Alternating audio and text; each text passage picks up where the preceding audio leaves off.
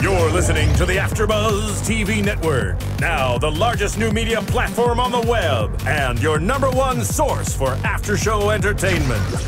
Very good, Keith Johnson.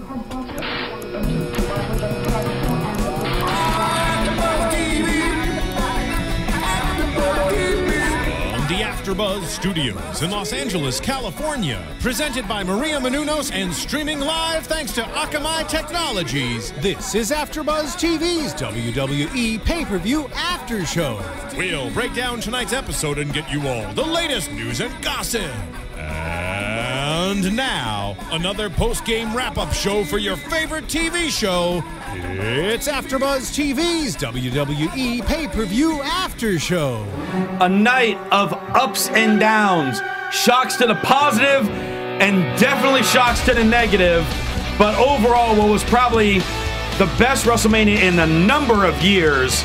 WrestleMania 30 has come and gone, and we are here to do the AfterBuzz for you. Welcome, everybody. I am Christian Rosenberg with a tremendous expert panel here to break down WrestleMania 30. Right next to me, you know her, it's the lovely Kaori Takee. How are you? Hey guys, I'm so excited to be talking about this WrestleMania. It was quite a good one with tears and cheers.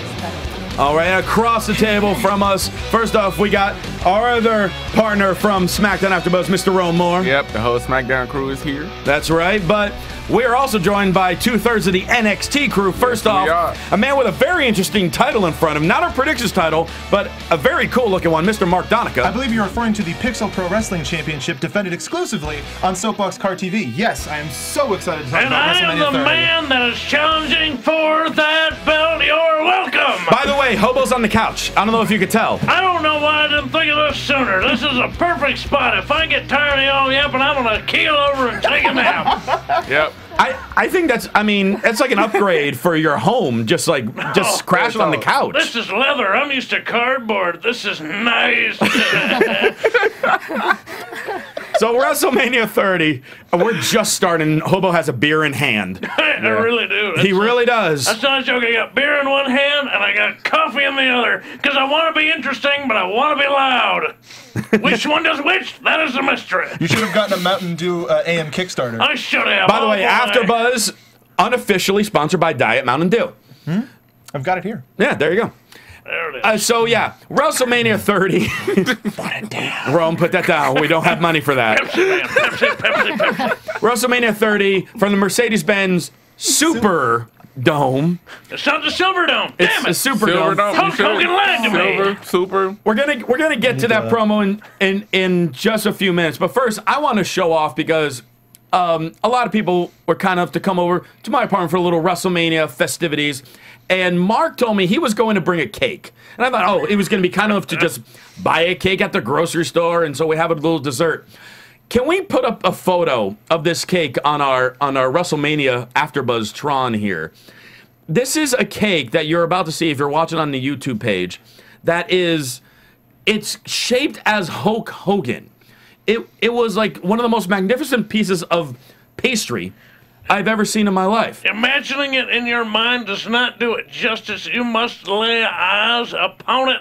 I pray that we can get a picture of it. All right. It's not showing up for you guys, but it is showing for the audience. They're seeing it right As now. long as the audience sees it. Yeah. And worst case scenario, we will be happily. We already tweeted it out during the show, but we'll tweet it out some more. Hopefully, you guys checked it out. It was a work of art and delicious. I never knew Hulk Hogan tasted so good. And you know how I feel about cake. I want to stuff my face in it and rub it. Corey wants to rub her face in Hulk Hogan. I should have made it Cesaro. Absolutely. Oh, yes.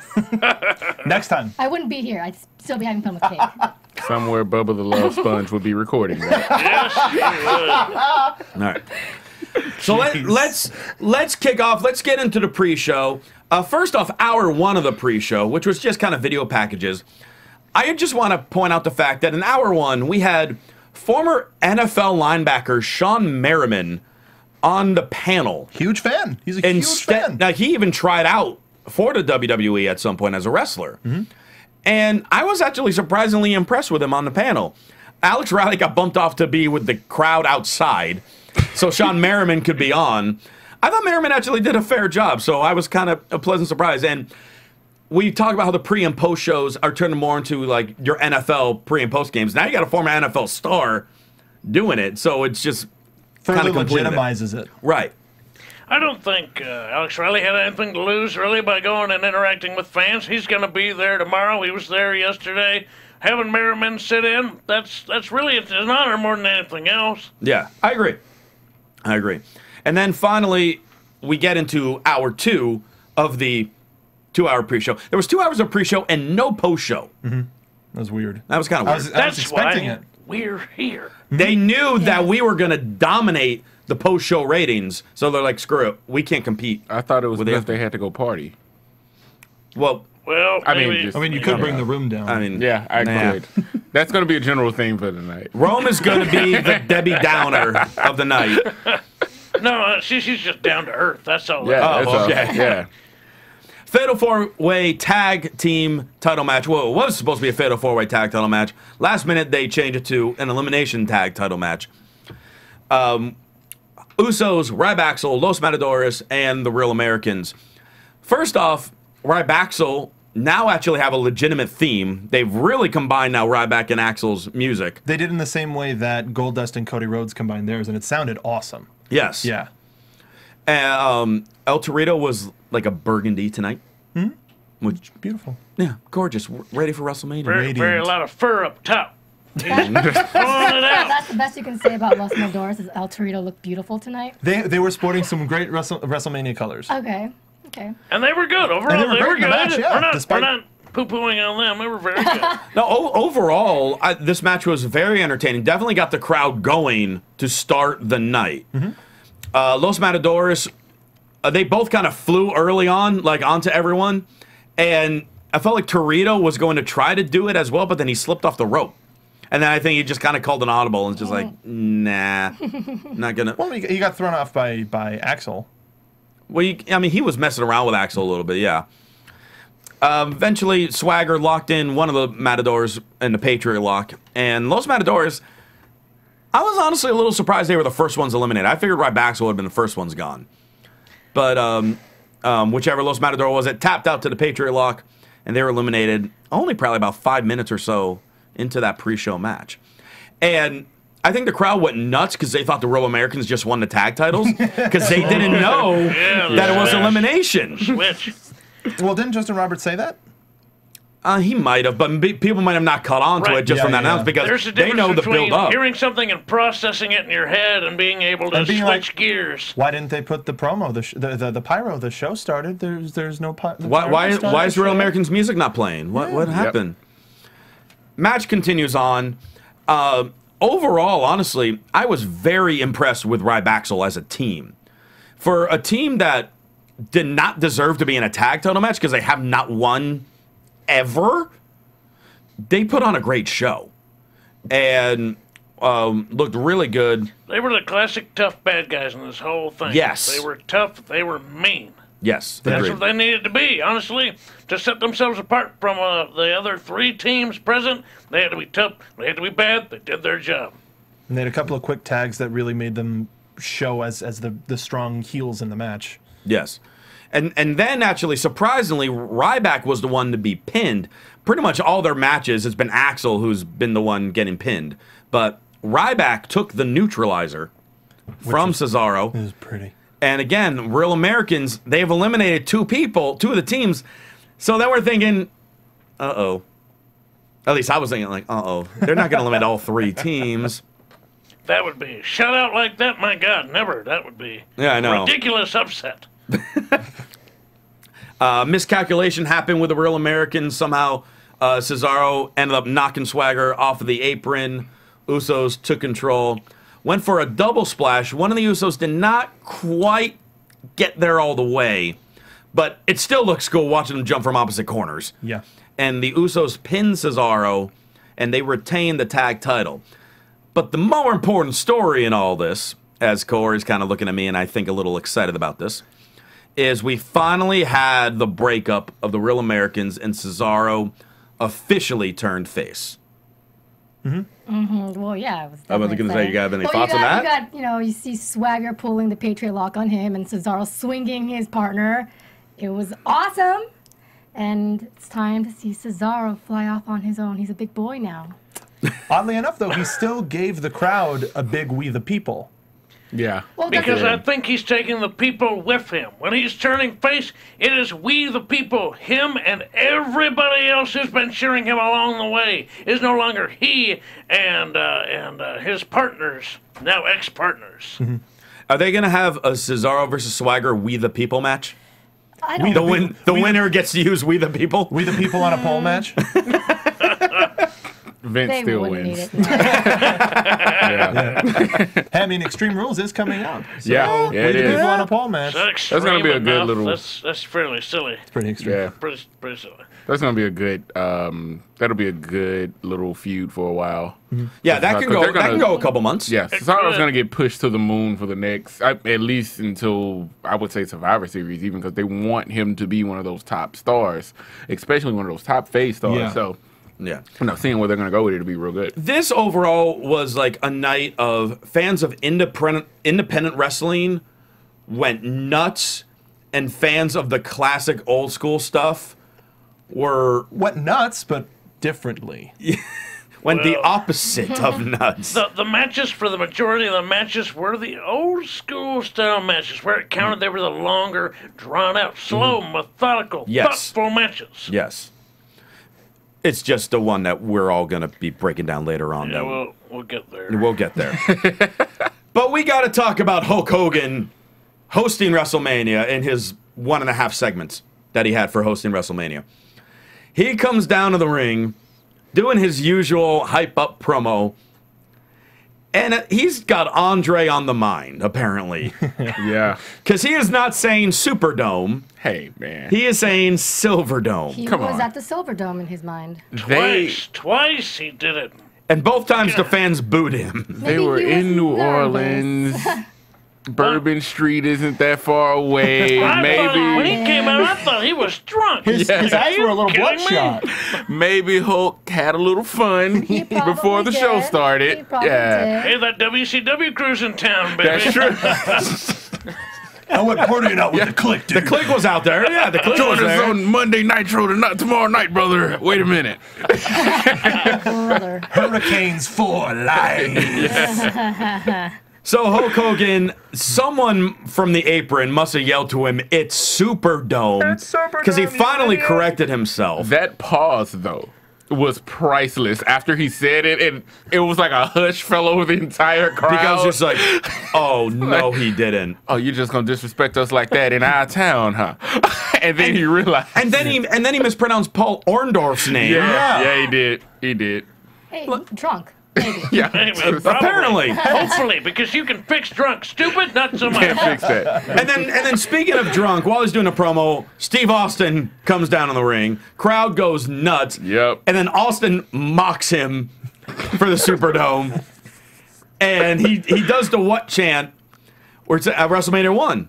What? Yeah. WrestleMania 2. What? WrestleMania 3. What? WrestleMania 4. What? WrestleMania 5. What? At this point, we're all like, please go to 30. Yeah. Just jump it. Or like, we want, but at 10, he was like, you get the picture. And that was a good time to stop, too. Well, the fans got the whole the what requirement from the Hall of Fame the night before with Mr. T, so he probably just decided to cut it short.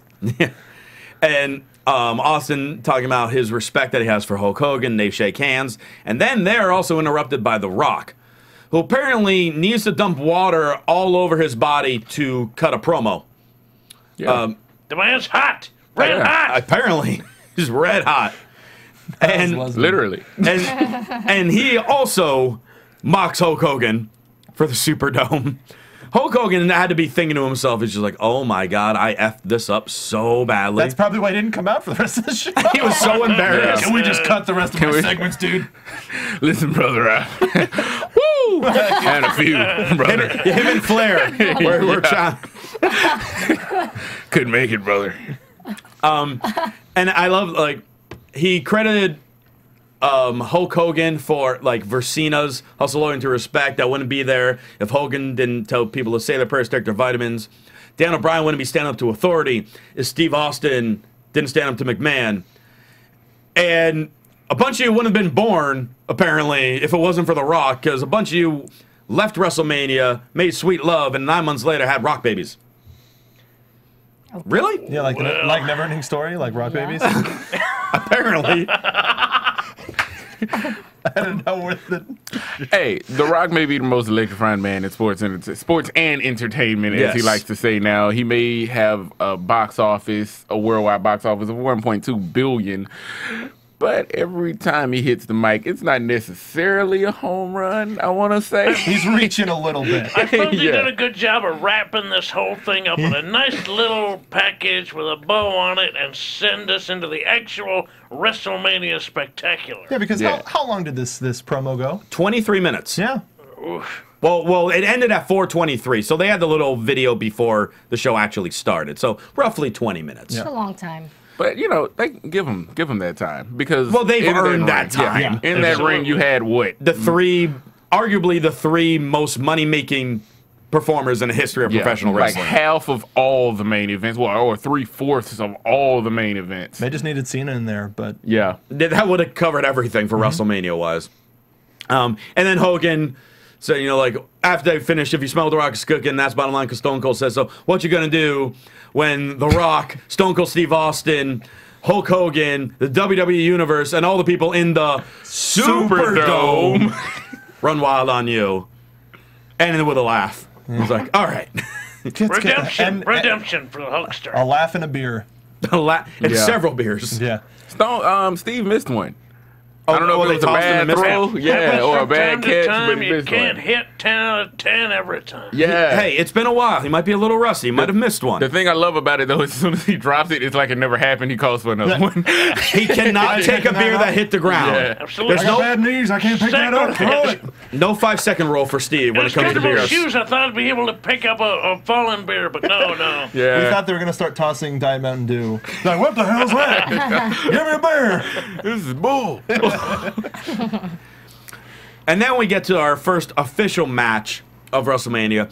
A match that we all were kind of under the impression would be the opening match, which would be Triple H versus Daniel Bryan. The winner of that goes to the main event, triple threat, later on in the night. Stephanie McMahon in the center of the ring, doing her best WrestleMania 18 impression of what she would wear. Corey. You had a problem with what she was wearing? You is the question. For being the owner of the company, she was wearing, it was business up top, party down below.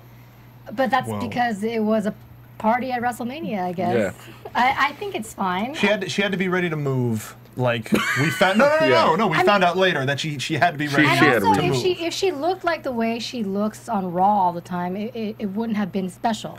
She's right. It was the shorts that made her. It definitely stood out. Let me ask this question: are you questioning the outfit Stephanie McMahon was wearing when we've seen Vince McMahon show his entire ass on network television before? That's fair. I'm questioning in this era and what her character has been. All of a sudden to see that. I'm with you there. Was it gear change? You go from business, complete business every Monday night to now. I don't quite know what I'm seeing on the screen, Leather but shorts. all she's missing are the beads. Yeah, it was a little more risque. It was a little more New York Broadway thing, but it worked because it was WrestleMania. Yeah, it's Mania. And I think, looking the way she did, she got a little bit more heat for this match. People were like, what the hell is she wearing? This is the greatest show on earth, and you look like a clown! Yeah, because she's part character as well. Mm-hmm. True. And you saw all character tonight. It was no business. It was the other hat. Yeah. It was the old Divas champion, Stephanie McMahon. Yeah. That's what Women's champion. Yeah, women's champion. It was the women's champion. Yeah. Right. Actually, speaking of champion, we should also point out that the Hobo has left WrestleMania 30 as the AfterBuzz Predictions champion. He did succeed with that. It's kind of bittersweet for him, which we'll get into a little more later. Very much bittersweet, and I guess we'll explain why when we get go there. on down the line. Oh, okay. Don't pawn the belt. And to HW View in the chat, who says Rosie don't like booty. I love booty. Don't question that at all. I'm just questioning why that was there. You really I love booty. You gotta I love address booty. You that. sound like the crime time announcer. Yo. I love booty. Jeez. I know in this shirt I look even whiter than I normally am. but I can sound extremely white. You don't say, Tex. What do you mean you can sound extremely white? You I can sound like this. Oof, extremely My white. gosh. Quite an announcer voice you have there. Oh, thank you, Hobo. Those dulcet tones of Christian Rosenberg. Of Christian Kerwin White Rosenberg. I don't think you could have been whiter saying I like booty. But I could have. Yeah. But I could have. But let's talk about Triple H's entrance, because he kind of looked like if Shredder and Skeletor had a child. This was And Triple Conan H. the Barbarian and Conan the adopted him. Barbarian adopted I him. thought somebody switched the channel to Game of Thrones. I was very confused. Do you think that's why they did it? I To don't get those know. couple of Game of Thrones people? No, Because they People reused DVR that. they reused the old Castle Grayskull set that they had like last year or the year before. It was That's what he weird. used when he came out with Wrestle Cena years ago, wasn't it? Like that I that think throne? It was similar but different. But the It looked different to me. Why would they reuse something? Well, I It's a figured it was game. something He different. could commission something new on the spot if he wanted to. Exactly, but he didn't. He just went into the corporate building and was like, "Screw- you know what? I don't need to make something new. I'm just going to grab all this old stuff and piss people off." And how about like the three like wenches like feeding them grapes or whatever on the throne, and we spotted NXT diva Sasha Banks. the boss representing. The boss with the Boss boss. lady. I couldn't recognize the Damn other two, but Sasha was definitely up there. And she got a Mania spot this year, so that's good for great. her. I think there was one other girl from NXT. I noticed a tattoo on the side. I think it was her left side that indicated to me that she was from NXT. But gosh, I can't remember who it was right now. Well, so Triple H finally makes his way down. Dan O'Brien comes out. Naturally, crowd going insane. Yeses all around, which is what we expected. Match started on the slower side, like a lot slower than your typical Daniel Bryan match, where you're like, well, they're going to do the slow build-up because this match has so much story behind it. And naturally, whoever's winning this match, they got to wrestle later on the night.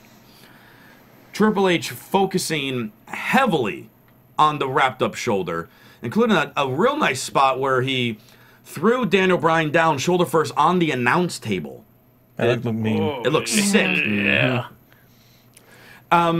I don't think we can necessarily really mention the man's name, but there was a lot of similarities in this match of what moves that Triple H performed that a certain someone performed on Triple H at WrestleMania 20. Stevie Richards. Yes. Yeah. Never mind. I just Crispin? Crispin. Wah. Crispin. Wow. I mean, we saw several cross faces, including when Dan O'Brien tried to reach the ropes. He countered it and rolled him around to get him back in the center of the ring, just like Crispin won the title 10 years ago. I think this is a good sign. I think it's them getting comfortable once again with the man of infamy. They're now starting to use his old move set, which is good. We had the Germans, too. We had the Germans. We had the crossface. We had the headbutt later on. And his work was impeccable. His last acts on this earth were the stuff of novels, were stuff of very frightening fiction. But this might be a step towards maybe acknowledging his work overall, and maybe one day, very long from now, maybe he will get into the Hall of Fame. Maybe. That's going to be a long ways Yeah, away. that's a very long way away. In my lifetime, I hope to see that. Won't be soon. can we just for the record? Can I just say the word Chris Benoit? Yes. All right, fine. You Can I do just it. say it? You Because can. I don't know what's wrong with you people. Everyone can melt into a puddle of glad you sugar said it. water, but It's Chris Benoit, one of the greatest workers in the history of professional wrestling. I mean, yeah. Yes, his private life, that happened, and it was a tragedy, but in the ring, one of the greatest workers ever, Chris Benoit. And it was there it is. And our fans know what we're talking about. Everyone knows who we're talking about. I know. We're just being I mean, it's not like facetious. you're I know saying you Lord guys are playing, Voldemort or but- anything. High five from a distance. Yeah, there it is, across. But speaking of him, just really quickly, it makes me sad that they've been replaying all of the stuff from previous WrestleManias and how huge of a moment WrestleMania 20 was for him. Oh, yeah. And we'll never be able to publicly celebrate that. We'll kind of have to do that behind. Yeah, Yeah. I mean, I personally, because I was at WrestleMania 20, and I want those video packages to be like, hey, I was there for that one, but you never see it. You just Yeah. wanted to see your face, you glory hog. You couldn't see me. I was literally next to the hard cam. I was never on camera. I mean, back when we were doing SmackDown, and I predicted that the main event would turn into a triple threat. that was the storyline I was going off of because that was such a good match with Shawn, Triple H, and Chris Benoit. And plug Daniel Bryan in, who has similar moves. Yes. You just plug him in and make that magic happen again. Yeah. Great counters towards the last few minutes of this match. Daniel Bryan went for his running knee, but Triple H caught him into the spine buster, and then he hit the pedigree, but Daniel Bryan kicked out. More counters back and forth, going for the pedigree again. Daniel Bryan finally hit the knee, got the 3 count, and he's celebrating. Crowd going nuts. Yes, he's in the main event. We're super excited. Stephanie comes in the ring and just starts slapping him back and forth, and Daniel Bryan's just got like a... It was almost like an uncomfortable smirk. He did not care. Nothing she could do past that point could affect the fact that he was in the main event. You can hit him all he wants. He does not care. No. And that distracted Daniel Bryan enough for Triple H to clock him from behind. And then they line up Daniel Bryan along the ring post with his bad shoulder hanging out. Triple H grabs a chair, smacks him in between the post and the chair with that, will Daniel Bryan be okay? Will he be able to wrestle in the main event later on tonight? I don't know. We were worried. We know. Yeah. Needless to say, It's over. We know. We know what happened. Why are you saying it like that? when you have a match with a guy who's going to be in the main event earlier on the card, especially at WrestleMania, you worry, is he hurt? Can he still perform in that main event to the top level? These are the questions we're asking ourselves as he's getting hauled off to the back with that shoulder maybe not intact. We were worried, concerned. We were. And then we got actually concerned when we found out later on in the night, concerned about the status of Billy Gunn in the 6-man tag between Kane and New Age Outlaws and The Shield, where The Shield this was a WrestleMania squash. Like, The Shield came in and destroyed the Outlaws and Kane. I was hoping that this match would last longer than it did. It was too short. This was like an under 5-minute WrestleMania 6-man tag match. Roman Reigns, I think, hit 8 Superman punches. It felt like that. Yeah. He at least charged up that many. Yes. And yeah, all 3 of them were just dominant. And then they hit the triple powerbomb the way it looks really cool, where it was a triple powerbomb on 2 people at once. They hit it on both the Outlaws, and then Seth Rollins pinned Billy Gunn, and the Shield wins. However, apparently with that powerbomb, Billy Gunn suffered some internal injuries, almost like a collapsed lung. They think right now it might just be like a popped blood vessel, but it's still really unfortunate. He was coughing up blood, and he was rushed to the hospital after. I'm sure. It looked good. It looked great, and it was a great showing for the Shield. It was impressive. And each member of the Shield kind of got their own big spot in. They had Ambrose with the just crazy he was swinging 5 feet away from the guys. And it still looked great. He's a wild man, an absolute wild man. There was no dissension of the Shield at all. No, so I think they're going to keep him around. Progressing, yeah, they're going to keep him around for a couple of months because everybody is still super into the Shield. And you've lost another tag team. You've lost the Real Americans. They've gone their separate ways. We need another tag team to fit, so we at least have 4 solid tag teams in the tag team division. Well, we still got the Ascension in NXT that's waiting to come up, too. Talk about the solidest tag team. They are the champs and have been for a long time, destroying everything that stands down in Florida. So that was a 6-man tag. Not much to say about it because it was a lot faster than we thought. I liked their masks that they came out in. That was cool. Yeah. I can't believe they came from the top of the Superdome. Yeah. And walked all down those stairs. I was hoping they were propelled down from the top. The Shield. Straight down. In the audience to get there. That was the first thing I thought when their music hit. I went, tell me they're not walking from all the way. Tell me they're going to walk. And then the spotlight hits and I see them coming from so far away. And I go, man, this is going to be a really long walk. How are they going to do it? And then Kane's music hit. And I went, oh, perfect, because then you got... They can still finish walking. They're walking through the floor section of however many thousands of people were down there, but we still get to see Kane come down, too. And by the time everyone gets there, after they finish the 2-mile walk to the ring, it's time to, we could go. And, and I was curious at first. It's like, why are the Outlaws music first, then the Shield, and then Kane. It was just like, it should be the one Walk. team and one team. But that's why, to let the Shield get to the ring. And they also did it for the fans, I'm sure, the audience, which is very cool. And it was an awesome shot coming through the back and seeing the entire people and the Shield emerge from there. It was really cool. Backstage segment, we always get at least one of these every year with some legends. People are playing with the Slam City toys. We got Hacksaw Jim Duggan and Sergeant Slaughter playing, and Danny Davis reffing.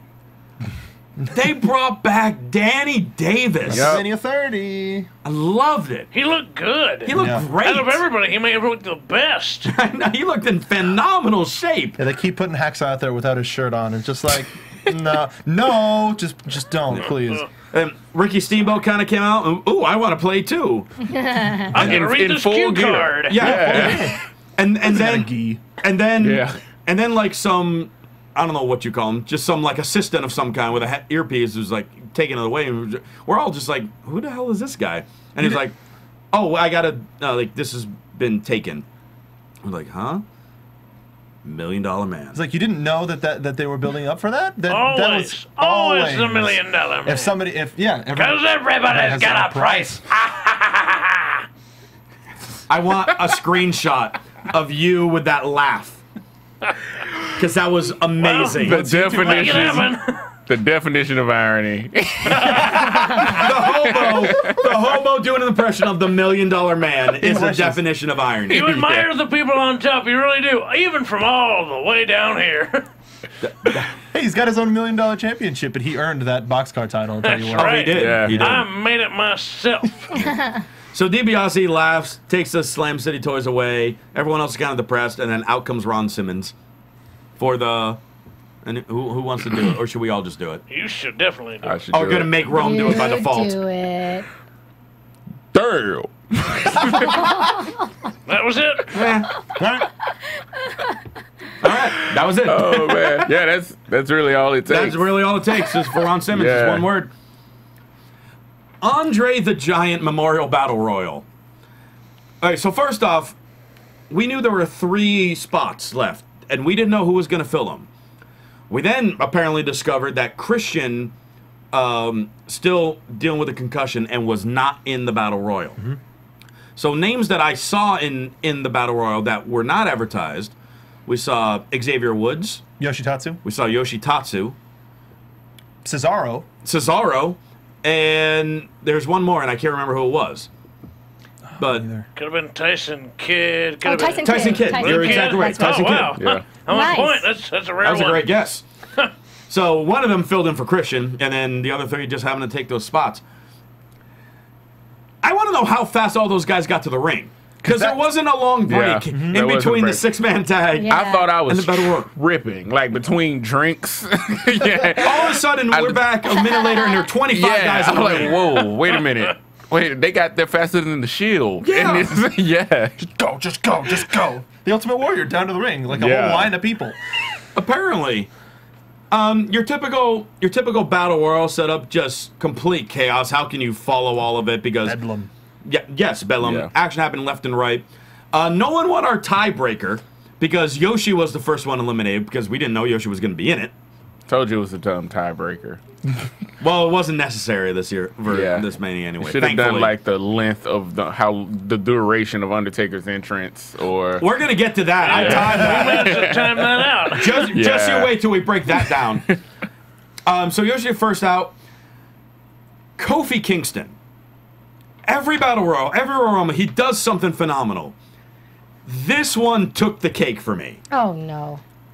Well, simply disagree. because of how close to failure he came. Yeah, it He's was always so been able to make close. these How things did you- work for him, but this Which year one? he's this close. I- Wait, I want to know, why do you not like what Kofi just did in Are this you, match? are you talking about like being flown out and then he's And then still catching saved himself. because Being of the flown of his- out, you make it sound like he showed up to the arena. He got launched out of the But ring. Are you guys saying that because he got saved by having his foot on the His whatever feet on the steps. that was phenomenal? No, 'Cause I was not that impressed. it was the most most impressive save because of the physicality that it took. Everybody just thought he was. Because he the most impressive. He was thrown several feet in the air. I get it. Traveled several what's wrong with me saying I wasn't like wowed by that? No, there's nothing wrong with it. I just want to know why. No, I just want to know. I want to know which one you think is better. Like just legitimately. I've just seen him do other things at Rumbles that I thought were more impressive. Getting back in the ring. Yeah, the handstand. The handstand is still number one. But a lot of people, I know a lot of people who can do a handstand, walking handstand like that. This was like. He almost failed. It almost didn't work out for him at all. For me, it was like he despite everything, despite like what looked to be like a head-jerking blow on the floor, he managed to keep it. And the thing with this one is also when he got eliminated, we thought he was eliminated. Yeah. We didn't expect him to do the save because he just flew so high, and then all of a sudden it took an extra second for us. Like. Wait, his feet are on the steps. Well, I knew exactly what he was going for. Cause the reason I still say the handstand is the most impressive because in the WWE, none of the other workers probably can do a handstand from corner to corner. That's number one. Two, we're both workers. Yeah. So being launched over the top rope, I mean, I ain't trying to, I know a lot of athletic guys that can take that launch over the top rope.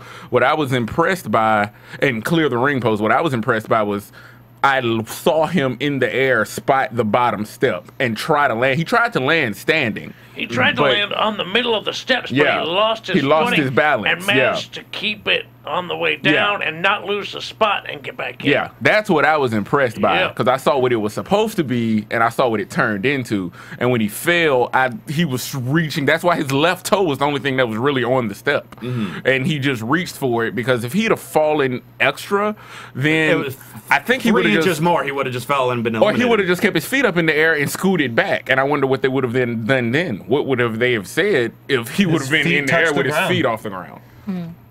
But he kept his toes on. Luckily for everyone, and it was another moment. Yeah. Final four of the Battle Royal. It came down to Sheamus, Alberto Del Rio, Big Show, and Cesaro. And Cesaro was not advertised to be in this match. We already saw him wrestle about an hour ago. He was wearing AfterBuzz colors. Yep. It was for you. He was. It was just for you. Actually, speaking of AfterBuzz, didn't someone... Yes, I have a fan and friend who went to WrestleMania Access, and he met Cesaro, and he had Cesaro take a picture of... he printed out a paper that says, "I love you, Kaori," and Cesaro held the paper and took it. Yeah, we have there's that photo right there. Could not believe it. Seriously, awesome. don't And the look on Cesaro's face is, who the hell is... He's like, who is that and how do you pronounce that name? Who the hell is Kaori? He's been to Japan. I'm sure he knows how to say it. He's like, what? Oh, it's that girl that's always asking me to say hi on Twitter. Which one? It's that girl I have a restraining order on. Yeah. It's like, it's the stalker. But yes, this is, I'm very happy to get this. Thank you so much, Tala. And I'm very happy because he also won, so it's picture ever. Sheamus and Del Rio eliminated each other, and it came down to Big Show and Cesaro.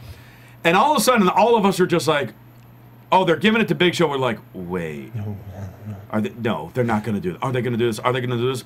And lo and behold, they gave us that moment.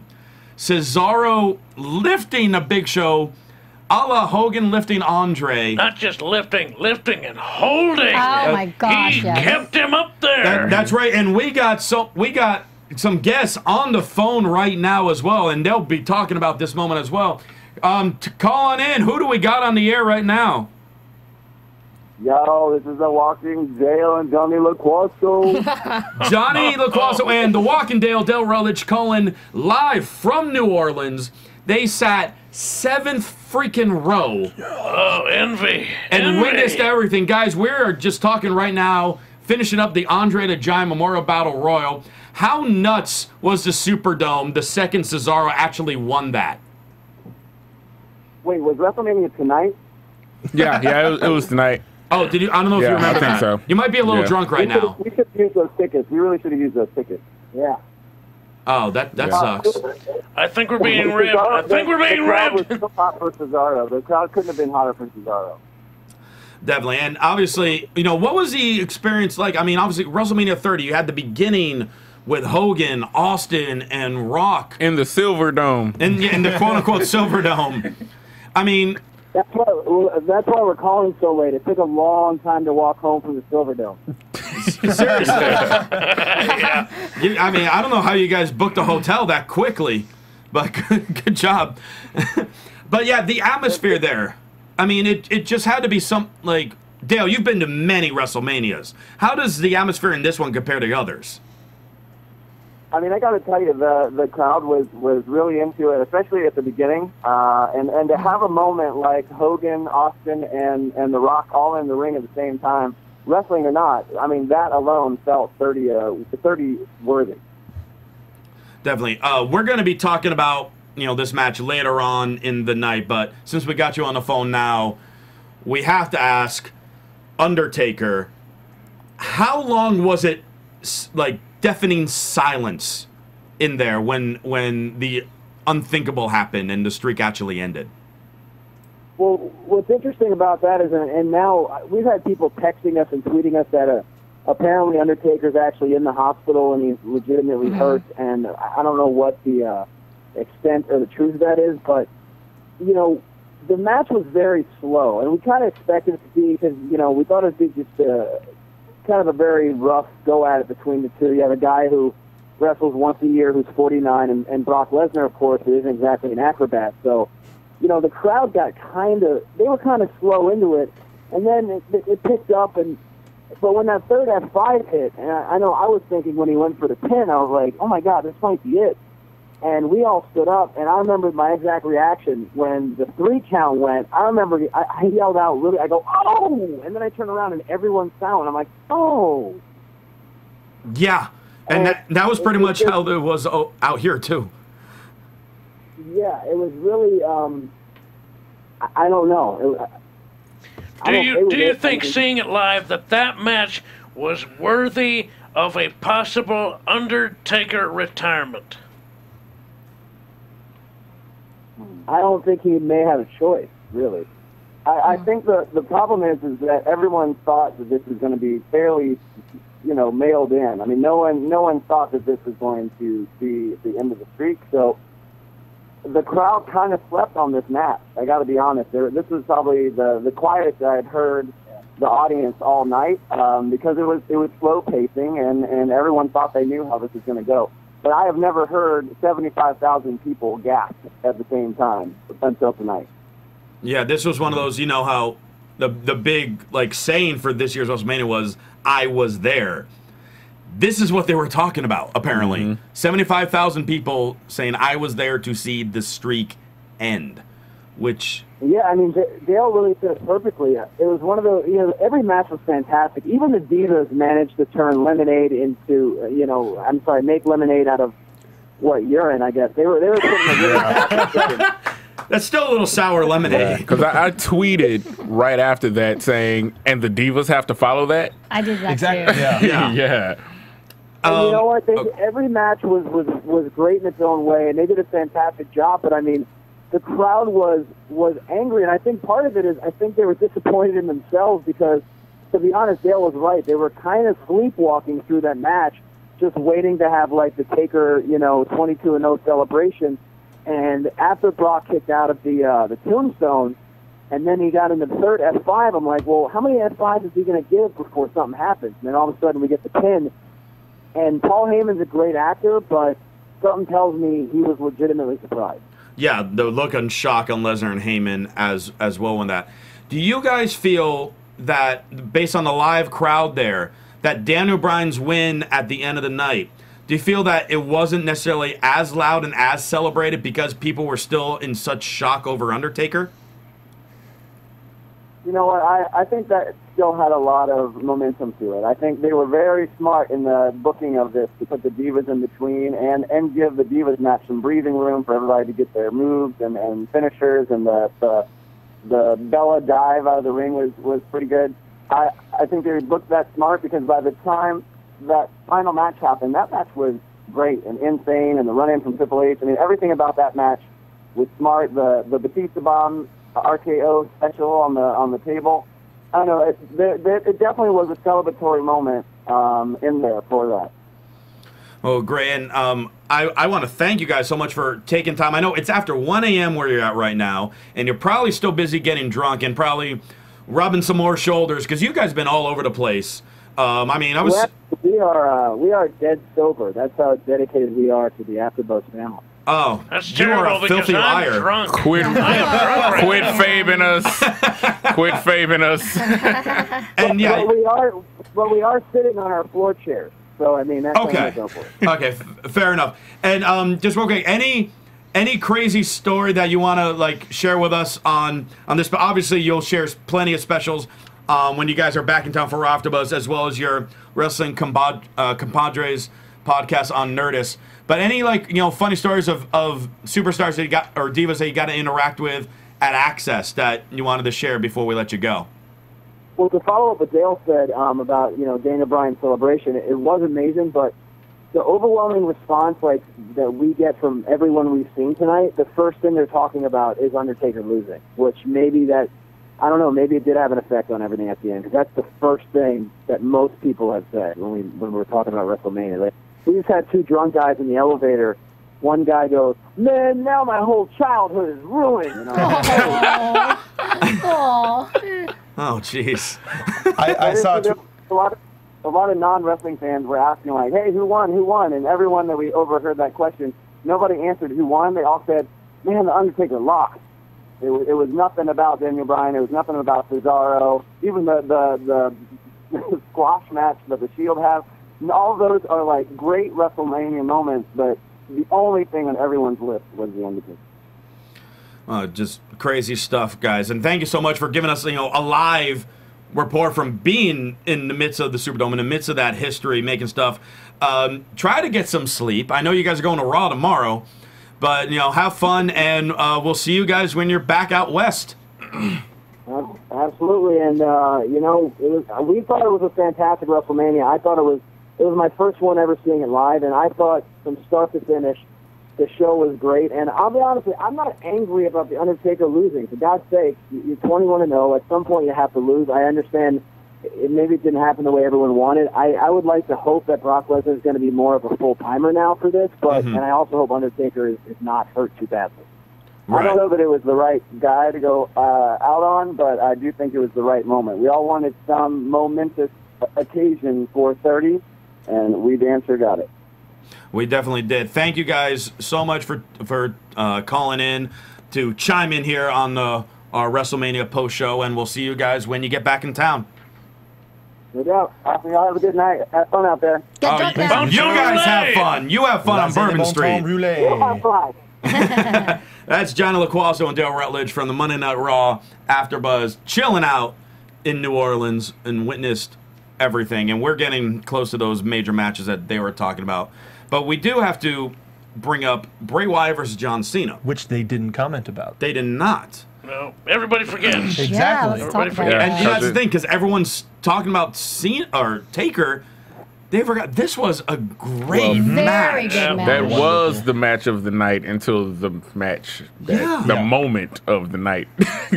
Yeah. First off, when has there ever been a live band performing at WrestleMania where the crowd is silent? Because everybody was clapping along. They were clapping and listening. I'm saying silent in a good way. Mm-hmm. Well, yeah. I mean, they did that with Motorhead because Triple H has such a good theme song, and they've done it with because it hadn't been done that many times where we had a live band like Living Color last year for CM Punk. Yeah, they had a good moment too. But those bands, I mean, it's loud. It's kind of a faster theme. This is a very slow and a quiet theme, and 75,000 people are paying attention to every note. Oh yeah, they do that. I mean, anytime the Wyatts come out at a live show, they do that to the music regardless, just because it's a great song. Yeah, so everybody always is quiet. Everybody's always listening. Everybody wants to see what the Wyatts are going to do. I think it's the lights. You think it's the lights? When the lights are on the fans, they feel that the attention is on them. They must be a spectacle themselves. Mm-hmm. But when the Wyatts come out, everything is dark, and the only light is them, and everyone must pay attention. and the music is playing, and they are forced to pay attention to the only thing that's lit is the torch. Damn, gives me goosebumps. It was an awesome performance. Yeah. They're all wearing the buzzards masks. It was They real stopped. swampy. They stopped as soon as Bray blew the lantern out. That was sweet. That was Perfect. an awesome cue. It was beautiful. And then I was expecting more out of Cena's entrance. Yeah. I was expecting him to have one. I mean, he has a lot of grandiose entrances, and he just had a usual one. And I mean, I guess because Bray had the band, they didn't want to oversaturate with two entrances in the same match. But I did expect something. Well, I mean, they did like Taker and CM Punk last year. It was a band, and then Taker's unbelievable entrance, which is arguably his best. But like, there were a lot of entrances from people that you expected a lot more out of. Like Daniel Bryan, neither just had a one-armed yes because he was hurt. Yeah. Dave didn't come out with the Guardians of the Galaxy. Randy. Well, thank goodness. I wanted to see a heavily armed raccoon. I was severely disappointed. Rey Mysterio was wearing Andre. He didn't even get an entrance, did he? No, the only people that got entrance for the Battle Royal were Big Show and Sheamus. Yeah, And those Big were the Show only was two. before Sheamus. Like, the Giant didn't even get final billing for an entrance. It was weird. Yeah. So it was weird to not see, if anybody, Cena having such a grandiose entrance. The commentators throughout most of this match almost sounded afraid. Which was awesome. They're like, because they were just like, you know, they're selling how scared they are of the Wyatts, which is great. And of Cena slowly, like, you see that monster that Bray Wyatt was talking about slowly starting to come out in the attack on Harper and Rowan, and the giant splash off the top rope onto Harper and Rowan. It was a little scary, but that's what made it so exciting. This is what Bray Wyatt was talking about, and everybody is kind of getting what they want. They're seeing that little bit of a heel turn in Cena, maybe just going that little extra crazy, and you see how much Bray Wyatt has gotten to him, and it was interesting. You get a taste of that, of Cena being a dick. That was the entire match. You literally start the match with Bray Wyatt on his knees attempting to provoke a reaction from Cena. And he kept trying to provoke that same reaction, bringing out the ire in the pit of the stomach of Cena. The stuff you can't see, the stuff you know is there but just can't get to. Bray Wyatt can get to it. He can get to the dark places. Yeah, and I mean, yeah, with Bray going up in the crab walk in the midst of the five knuckle shuffle. And how he got so scared, Cena got scared of Yeah, Bray. he like, didn't he fall over? Yeah, Like, didn't he fall into like the It was turnbuckle? just a shock face. We were all scared, and you have the cameraman to thank for that. He went with Cena, and then when you pan back, there he is, the like, crab. Oh, my God. And he's laughing. Oh, Yeah. dude, yeah. It's like that scene in Exorcism of Emily Rose where the guy wakes up and she's out of the bed like that. Yeah. It's so scary. And the crowd singing "The Whole World in His Hands." And that was beautiful. And Yeah. waving. And they're Really waving. Yeah. And having Wyatt just splayed out and having the fans behind him and Cena looking and reacting and that kind of playing into him changing a little bit was just so cool. It was so cool to see. And then also even Wyatt handing Cena a chair. Tell him like, finish me off. Hit me with the chair. You'll lose by DQ. Your legacy's ruined because you turned into the monster. It's like, yeah, you can beat me now. Like, you can beat me down, but you won't beat me. Right. Just great psychology and storytelling. And frightening for the children. Absolutely. Because the children, you're only, as a child, you're scared of things that you don't think you can overcome.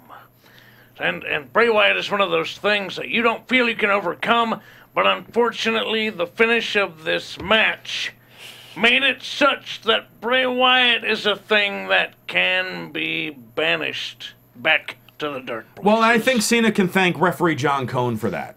You're better than this! Because as Cena holds the chair, you hear referee John Cone scream at him. He's screaming at him, John, that's not who you are. That's what it was. Yeah. That was, we were laughing our asses off. That was amazing. That was so good. So dramatic. That was that good, WrestleMania's though. I Love You, I'm Sorry. That was amazing. For a referee to say it. I gotta give props to Cena for this match. I've become a huge Cena fan in the past couple months. He put I mean, they all did, but he put a lot of work for the Wyatts. Yes.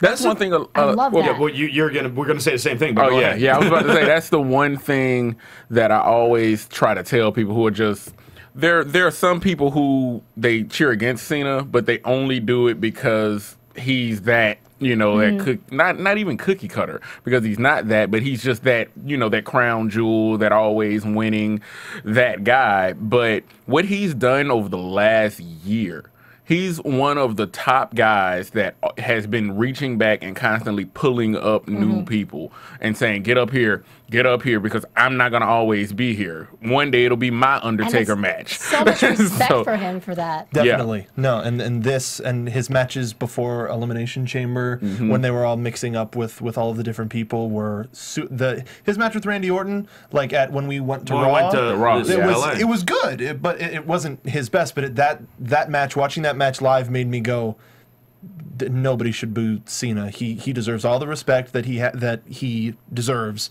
and this match just even more so. Yeah, he has his 5 moves of doom, quote unquote, but his ability to adapt to whoever his opponent is and help enhance the story, he puts all his opponents over, whether he wins or not.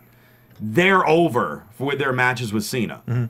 His 2 matches with Luke Harper were fantastic. Both the SmackDown and the Raw one were just wonderful. So now I'm interested to see where Cena goes from here. Yeah, definitely.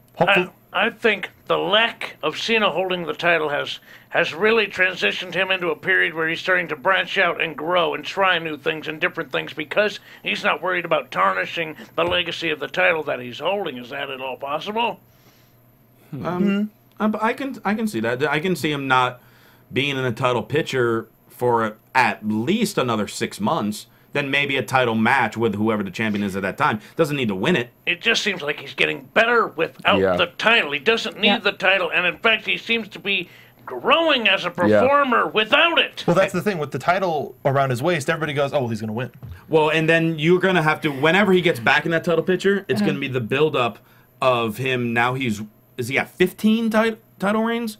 15 or 16. Well, no, yeah, 15. He's not at 16 yet, because once he reaches 16, then there's going to be all the talk with Flair and the most title reigns ever. So they need a big build for that 16th. for him, for not just 16th, but 17th. Yeah. I was just thinking, he even makes the Total Divas show a big deal too. He helps them out too. I know that's kind of silly, but for you ladies out there, yay. No, it does. Yeah. He does. That's legit. No, it's true. That's a legit thing, because without him on that show, like, yeah, everybody's watching for the Divas, but he lends credibility to that show. He does. By showing up. And he promotes not only wrestling, but Total Divas when he goes out. He's the company man.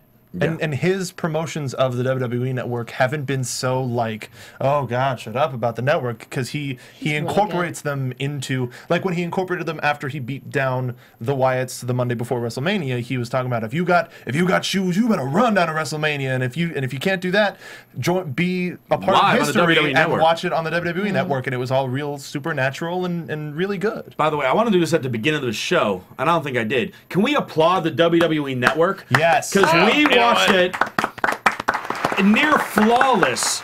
In the first match, we had like a little 10-second blip on the Apple TV, but otherwise it was complete, perfect stream. This now has cemented the fact that the network is legit. It's good for them. Yeah. And thankfully, we were able to do this after show, because if that capped out on us, then we were kind of screwed.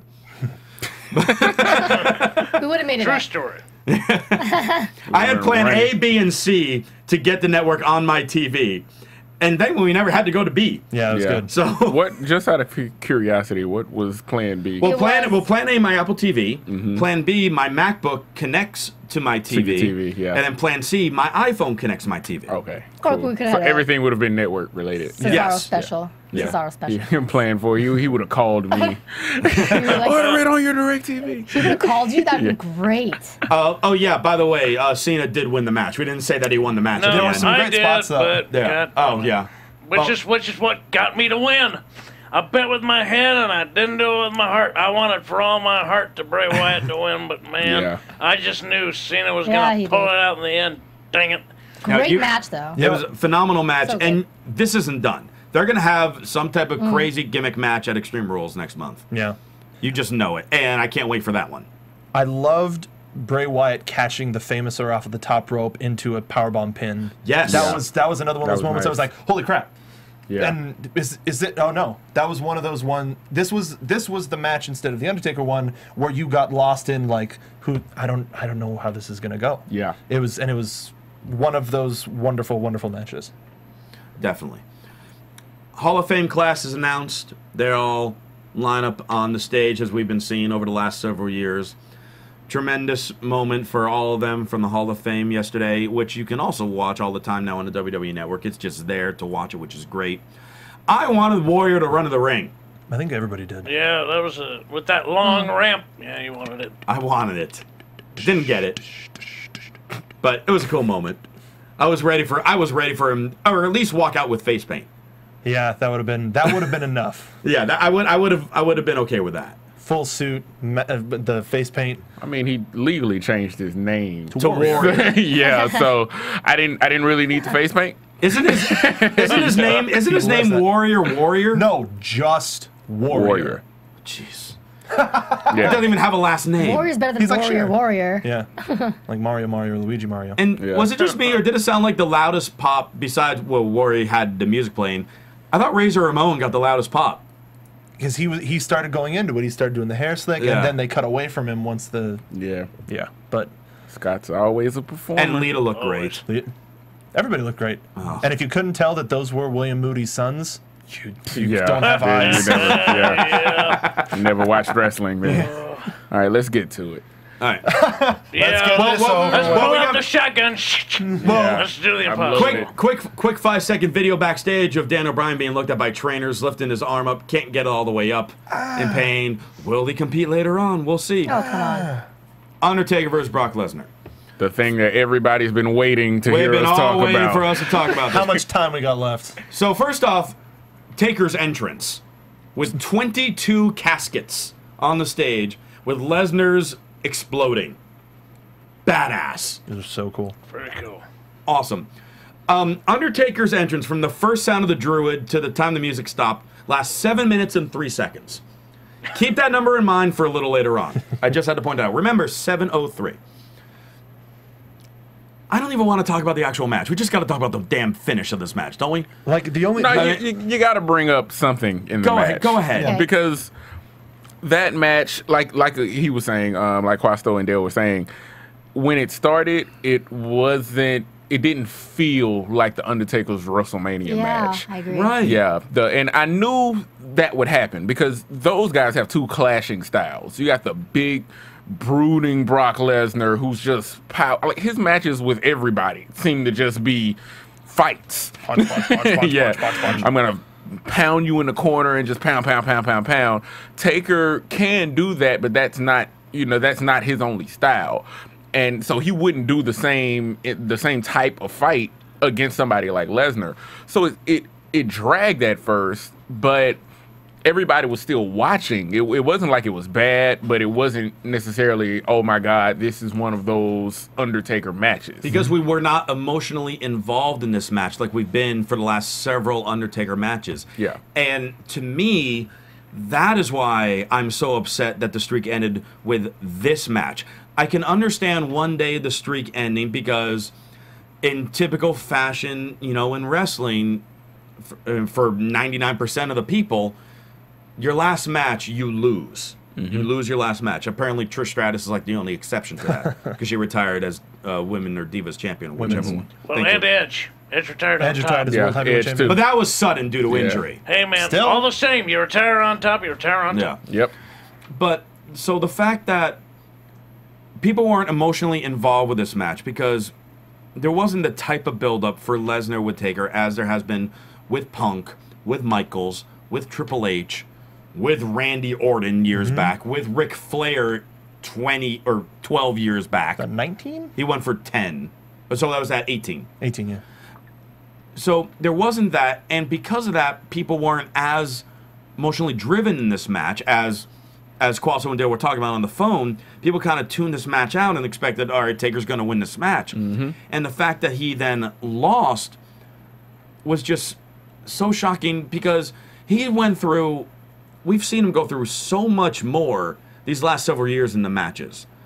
I mean, to me, if I was to pick one over the last several years, it would have been Triple H in the Hell in a Cell, where he was going for 20, that would have been the one to make sense where the streak ended, because you had Michaels involved in it as well. The end of the era story. They took a bow after it. They took the curtain call. Even when he won it, 20-0, that could have been one of the rare occasions. Right off into the sunset. Undertaker, no one can question all the things he's done in wrestling because it's one of a kind. The character, the matches, the titles, the new matches that he created, the Buried Alive, Hell in a Cell, etc. But the biggest thing of his career, and the biggest thing that everyone knows about him, was the streak. And that's gone. It will still be the streak, but they might play it to where this is the. I mean, last year was the first year without Paul Bearer, but it was about Paul Bearer. This is his first year with him gone, and that could slowly. And he got squashed against the Shield too, so they didn't play with it at all, but they could now. And if it had something to do with a legitimate injury as well, where they just had to call it in the ring, that's super unfortunate. But he didn't get a lot of his offense in as well. He only got a couple of the spots that we love him for. And that old school F5 was really cool. How about also the fact that there was almost over 10 seconds after the bell rang of silence, no music playing, the ring announcer, nothing.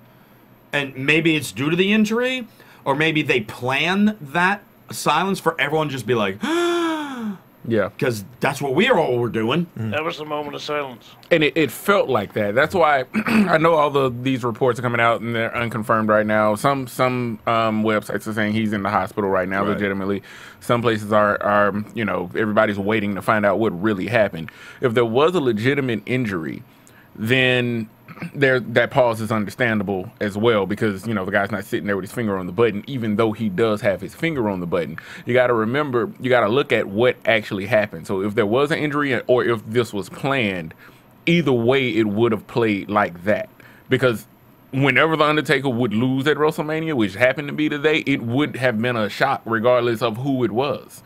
So 1, 2, 3, everybody would go, oh my God, the Undertaker just lost, and it's a moment that you have to let it soak in. The WWE is great at those.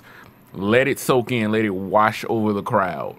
And then you heard him go, ladies and gentlemen, your winner for the match, Brock Lesnar. And then rub it in. I mean, then the music hit. Yeah. This match, the way the pace started, it was kind of slow. I actually used it to go to the bathroom. I was like, this is my bathroom break.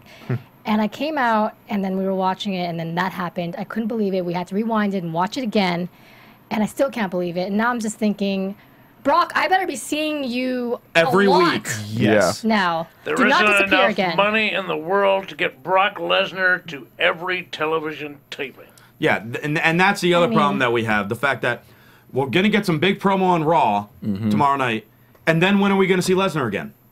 That's what most people are mad about. Like, one of my friends called me immediately and said, it's not that the Undertaker lost, because he's 49. It's not, we have to be realistic. How many years could he continuously do this match? 100%. But at the same time, most people didn't think Brock Lesnar was deserving of that spot. Now, I don't know.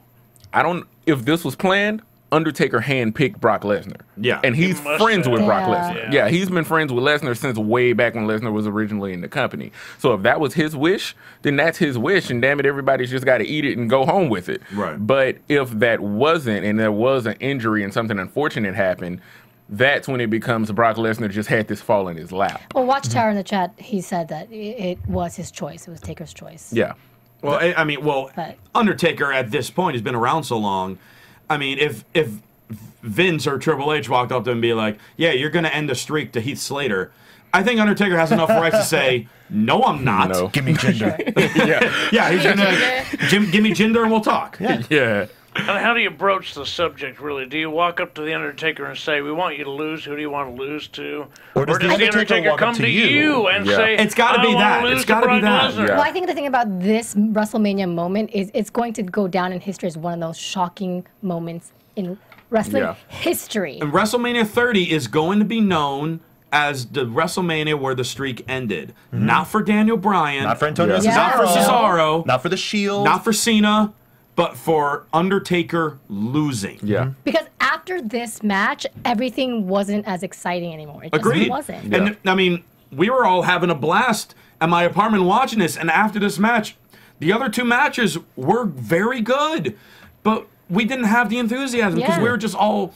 I mean, yes, we are grown men that were very upset about what we just saw. Well, it was like you watched Batman die. Yeah. Yeah, it was one of those moments. Like, no, it was like when Optimus Prime died when I was a kid. Yeah. You said I had the touch. It was very emotionally draining. Yeah. That's how it felt. It felt like a breakup. You're in New Orleans. You're in New Orleans. All you want to do is party all the time. You want The Undertaker to win so you can go and have a drink and say, I saw The Undertaker get 22-0, and they took it away, and everybody went, where'd my party go? Let the good times But die. it could be exciting. I saw him break the streak. I saw Brock Lesnar break the streak. But that's the obviously thing not about gonna Brock happen. Lesnar is that nobody cares enough. I do like Brock Lesnar. I just don't. We know. like... No, He didn't, it's not against Lesnar. No. It's his schedule. Yes. Yeah. that's what I'm saying. And- Like, he doesn't have a schedule. He's also... That build-up was not even a build-up.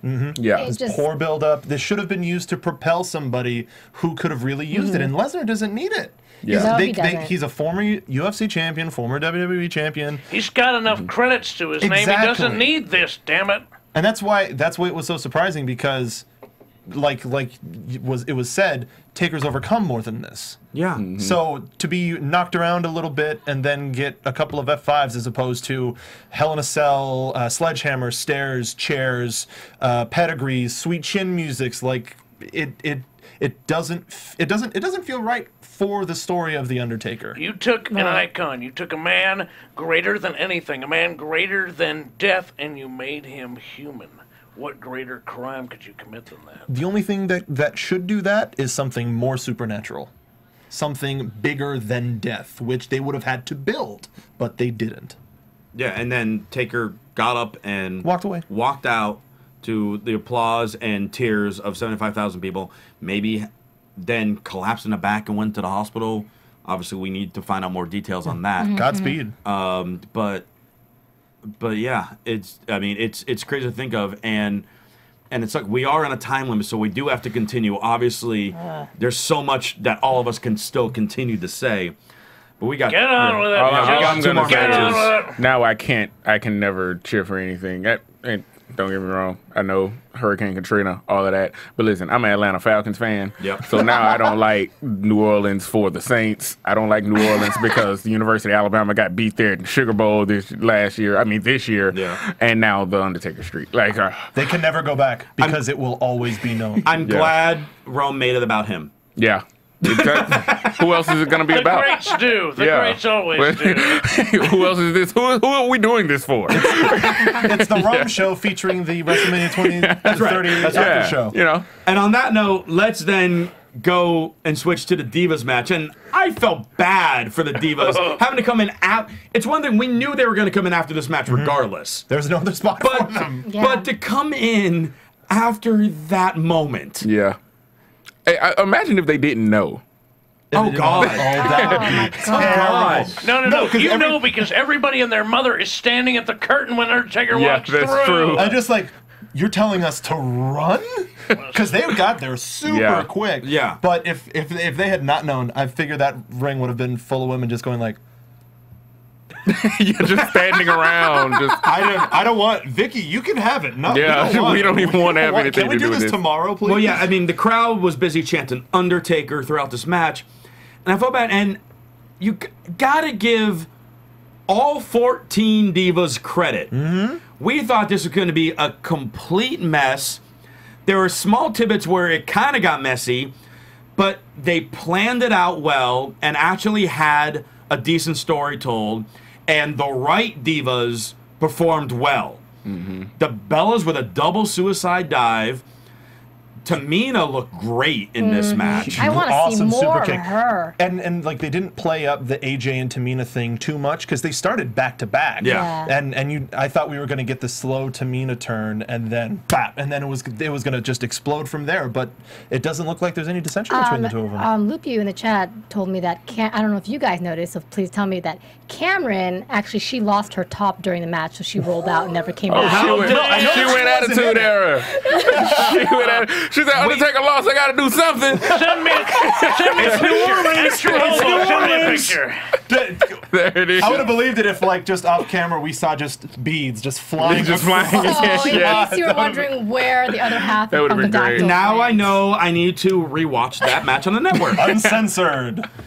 Live uncensored. Emma had her moment too in this match, which is great. She just smiled and gave them an Emma-mite sandwich. Emma-mite and the dilemma. The dilemma. She calls it the dilemma.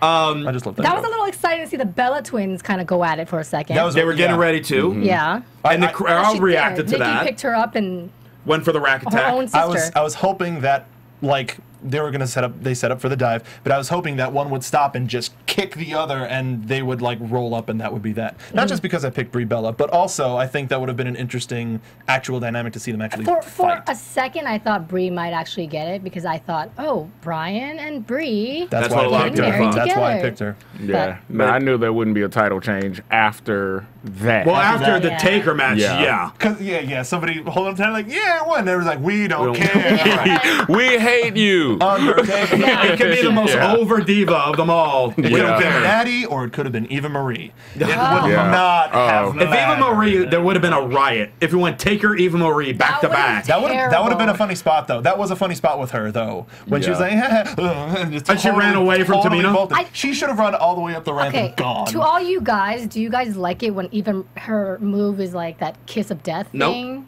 No, and she does it. I didn't even notice it. That's how much I like it. I don't care. That's her move. She's like, if there was anything to back that up, sure. But she hasn't done a move with it. Yeah, she hasn't like done something debilitating where we go, oh, something's going to happen. Debilitating. And in the end, AJ locks the Black Widow on Naomi, and it was so quick on the camera.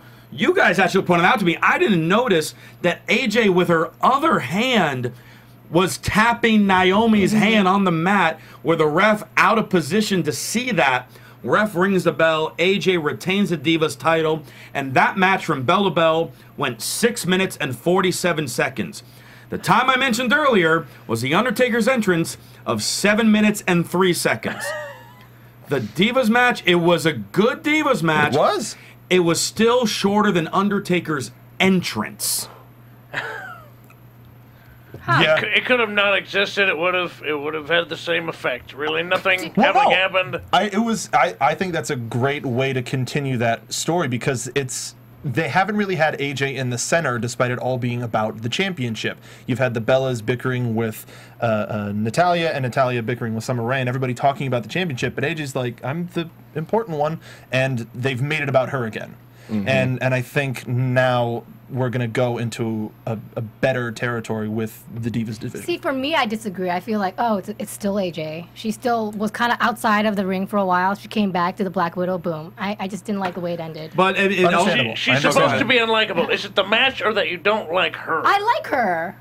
Everyone knows how much I like her. Well, you're supposed to not like her. That's kind of the whole point. She dressed up as AJ for Halloween. Yeah, I like her. Now, you're supposed to hate her. Because she's outside of the ring, because she doesn't want to get into combat, you're supposed to not like her. It's her. She's avoiding getting anywhere near losing her title. And then she grabs somebody's hand and makes them tap against their will. But now, do you unlikable. Do you guys think that's going to lead to a title change tomorrow night between AJ and Naomi? They saw that. That's not fair. Naomi gets a one-on-one rematch. Yeah, either tomorrow night or at the next pay-per-view, because who were they building for the program with AJ before she got injured? And they had great matches. Yeah, because that's where we were heading. We were heading for, I believe, that. But when she got injured, they had to take it away.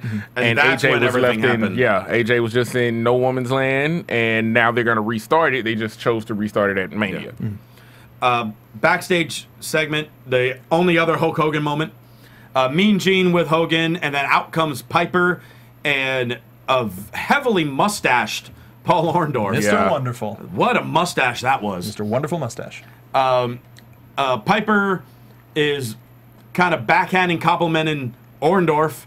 If he's like, oh, if I had a good partner, I didn't lose a match. Orndorff got pinned. And then Orndorff's like, well, if I had a reliable partner to save me, and then out comes Mr. T, and then they all shake hands and hug.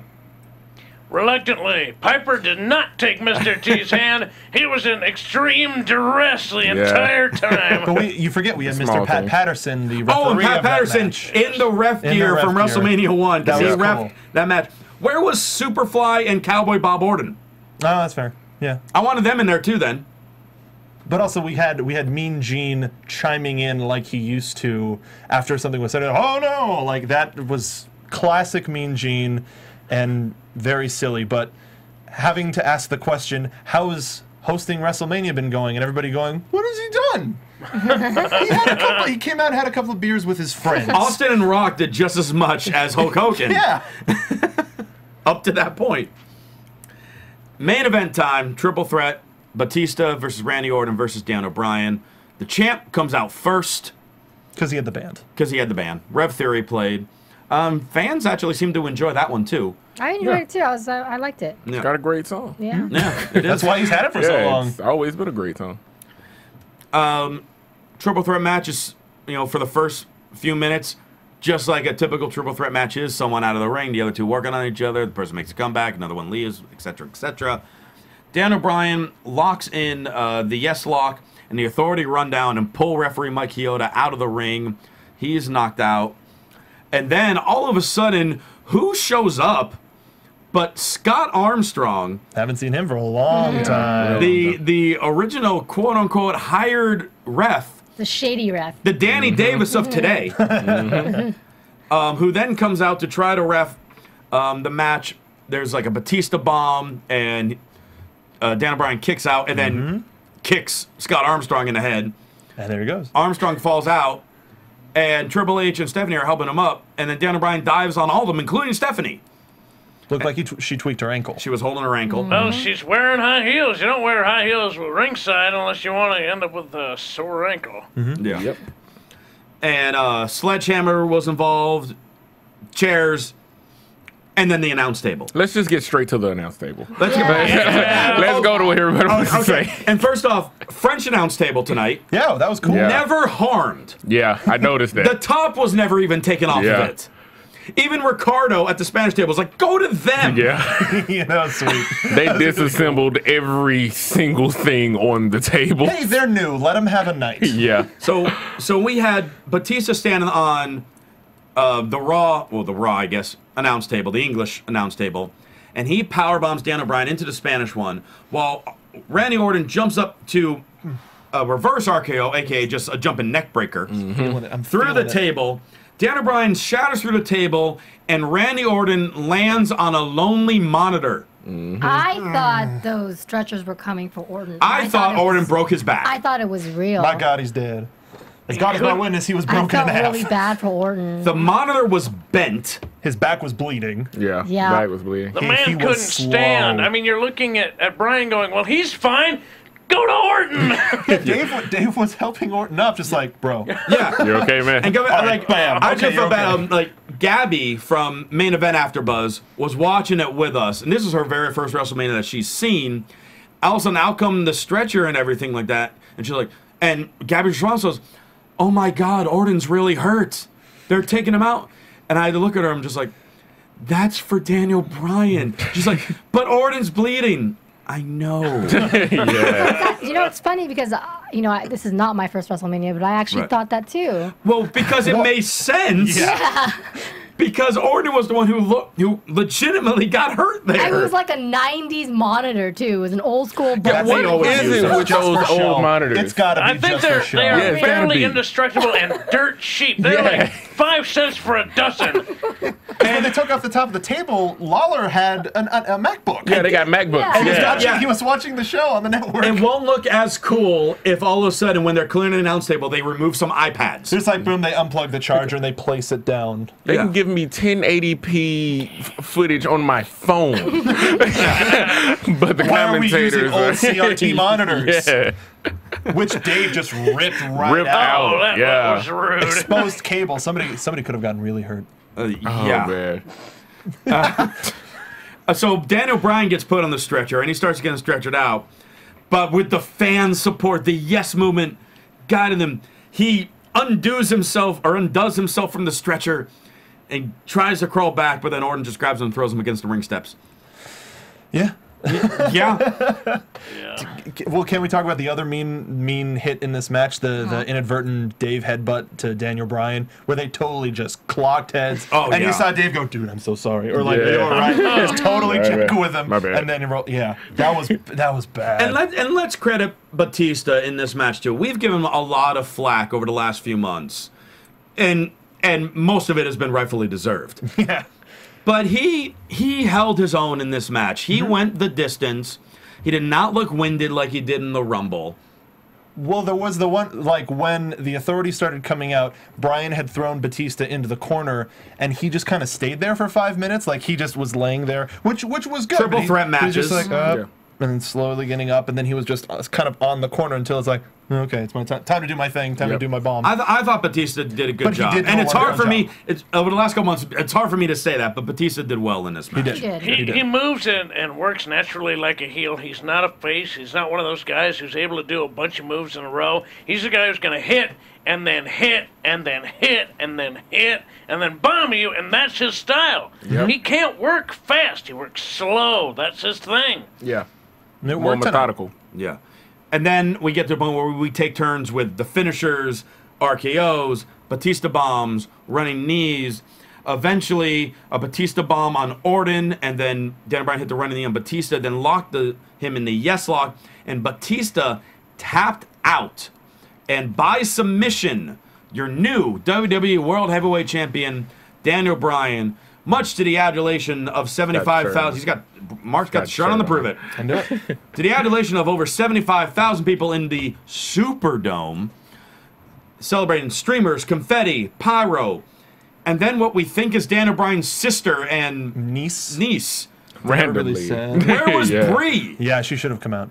Why was Brie not out there? Apparently, she wasn't allowed to celebrate. That's BS. Well, and then they don't, even though they mention it on the TV show, that was his moment. It was like his that's one of those moments where, as a worker, I don't care if I'm married to my wife's a worker. I don't care if I bust my ass for that many years and I finally overcome those insurmountable odds to become the WWE champion. When they give me the belt, give me my moment. Then why was his sister?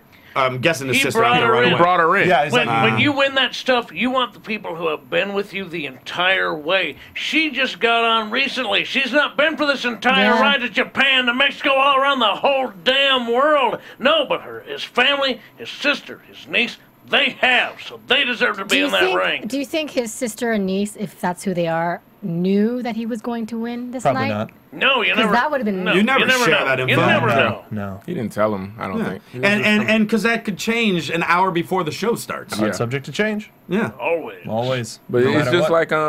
like when The Rock, even when The Rock loses, if you noticed, when Cena hugged The Rock's mom. I thought that was weird. Yeah, but- when right next to her was The Rock's girlfriend. And the only reason we know that's Rock's girlfriend is because he kissed her after he lost last year on the way out of the ring. And it was like, oh, yeah, everybody's family is right there in the front. Yeah. But for a moment like that, if that's who he wants to invite in the ring, yeah, they've been there for him the entire time. We have no idea how his support system has been through those hard years, because he's done a lot of wrestling before the WWE.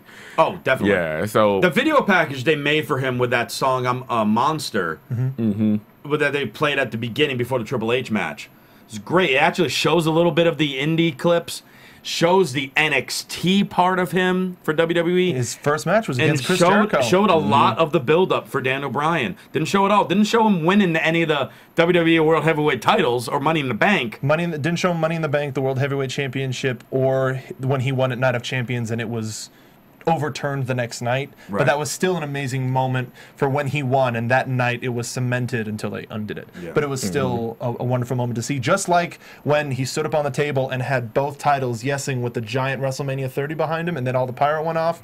That was one of the best sort of title celebrations because everybody was involved.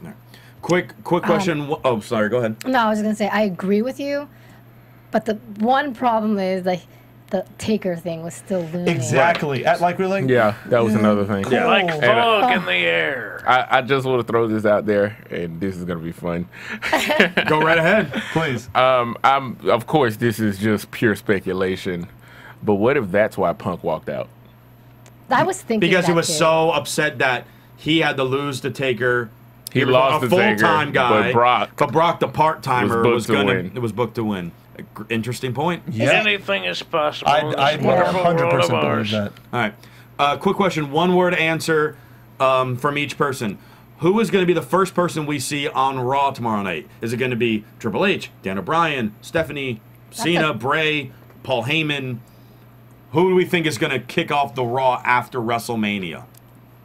I was going to say Bryan, but I say Hogan. Hogan? Huh. That's weird.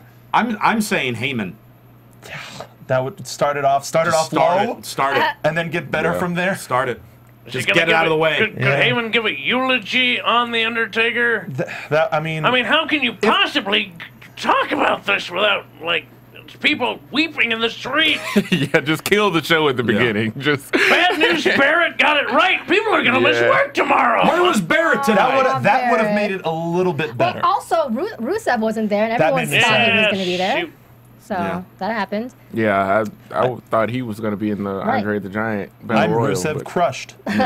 Cora, who do you think is going to lead off Raw tomorrow? That's tough. I'm going to say Triple H. Rome? I'm going to take a split and say either Daniel Bryan or Paul Heyman. Okay. Hobo? Bryan, high note. Start on the high note? Yeah. Answers the question to everybody who wasn't able to watch, somehow, train accident, I don't know. Daniel Bryan is your champion. You should celebrate. All right. The more important question is, will we see The Undertaker? And what Undertaker will we see? Will it be the dead man, or will he come out as the American Badass? As himself? Mean Mark Callis? He's just like to come talk. Undertaker now. The Brothers of Destruction back in suit. And on that note, go ahead. I was going to say, I close the show. think that it would have been cool if it was a cool thing to see the coffin explode, but if he had walked and gone into that coffin and the coffin like lowered, that would have been cool. Like, okay, oh my God, it's over. It's really over. That's it. Yeah. Well, on that note, we're going to wrap up this WrestleMania AfterBuzz show for you. Thank you all so much for watching on YouTube or live on AfterBuzzTV.com and downloading it on iTunes. And you can check out all the other great AfterBuzz wrestling shows that we do. And we're going to plug them all right now. So let's start. We'll start on the couch with our new predictions champion, Hobo. When you get a chance to check out the Twitter, how can people reach out to you? I am on the Twitter at TrueHobo, and you can get one of my fancy wrestling shirts at ProWrestlingTees.com. Tune in Thursday when Mark and I cover NXT. Ahead of the curve, that's what we are. All right, Rome.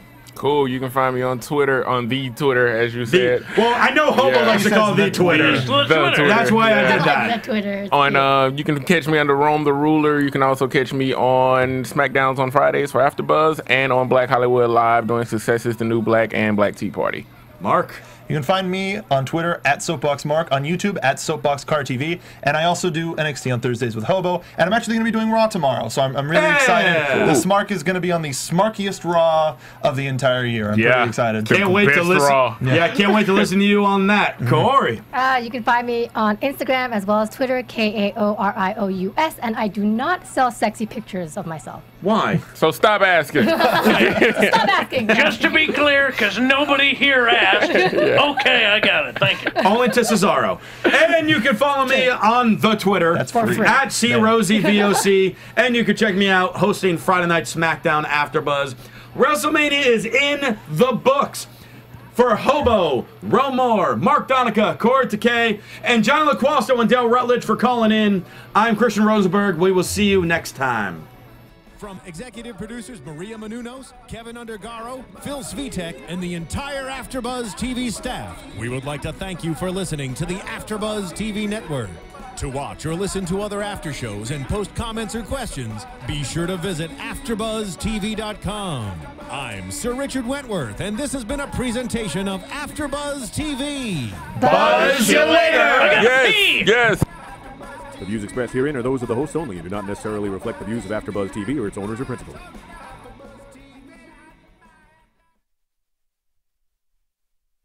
Thank you for watching AfterBuzz TV on YouTube. For more of your favorite after shows and interviews, subscribe to our channel here, and be sure to share your opinion on the episode in the comment section below here. We'd love to see what you guys are buzzing about. Thanks again. Buzz you later.